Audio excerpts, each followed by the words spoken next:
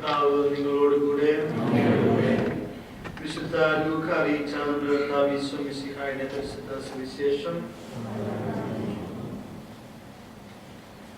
അധ്യായം 24 വാക്യങ്ങൾ 13 മുതൽ. എമ്മാവുസിലേക്ക് പോയ ശിഷ്യന്മാർ. ആ ദിവസം തന്നെ അവരിൽ 2 പേർ ജെറുസലേമിൽ നിന്നും ഏകദേശം 60 സ്ഥാദിയോൻ അകലെയുള്ള എമ്മാവൂസ് ഗ്രാമത്തിലേക്ക് പോവുകയായിരുന്നു. ഈ സംഭവങ്ങളെ കുറിച്ചെല്ലാം അവർ സംസാരിച്ചു കൊണ്ടിരുന്നു. അവർ സംസാരിക്കുകയും വാദിക്കുകയും ചെയ്തുകൊണ്ട് പോകുമ്പോൾ യേശു അടുത്തെത്തി അവരോടൊപ്പം യാത്ര ചെയ്തു.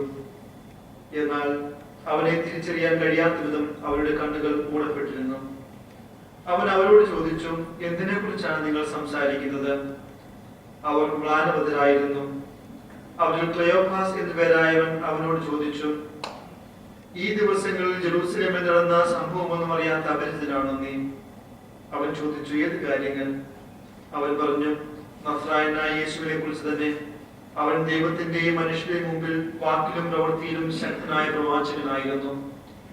ഞങ്ങളുടെ പുരോഹിത പ്രമുഖന്മാരും നേതാക്കളും അവനെ മരണവിധിക്ക് ഏൽപ്പിച്ചു കൊടുക്കുകയും ക്രൂശിക്കുകയും ചെയ്തു. ഇസ്രായേലിനെ മോചിപ്പിക്കുവാനുള്ളവൻ ഇവനാണ് എന്ന് ഞങ്ങൾ പ്രതീക്ഷിച്ചിരുന്നു. ഇതൊക്കെ സംഭവിച്ചിട്ട് ഇത് 3-ാം ദിവസമാണ്. ഞങ്ങളുടെ കൂട്ടത്തിലുള്ള ചില സ്ത്രീകൾ ഞങ്ങളെ വിസ്മയിപ്പിച്ചു. ഇന്ന് രാവിലെ അവർ കല്ലറയിൽ പോയിരുന്നു. അവന്റെ ശരീരം അവർ അവിടെ കണ്ടില്ല. അവർ തിരിച്ചു വന്ന് തങ്ങൾക്ക് ദൂതന്മാരുടെ ദർശനമുണ്ടായെന്നും അവൻ ജീവിച്ചിരിക്കുന്നുവെന്നും അറിയിച്ചുവെന്നും പറഞ്ഞു. ഞങ്ങളുടെ കൂടെ ഉണ്ടായിരുന്നവരിൽ ചിലർ കല്ലറയിലേക്ക് പോയി സ്ത്രീകൾ പറഞ്ഞതുപോലെ തന്നെ കണ്ടു. എന്നാൽ അവനെ അവർ കണ്ടില്ല.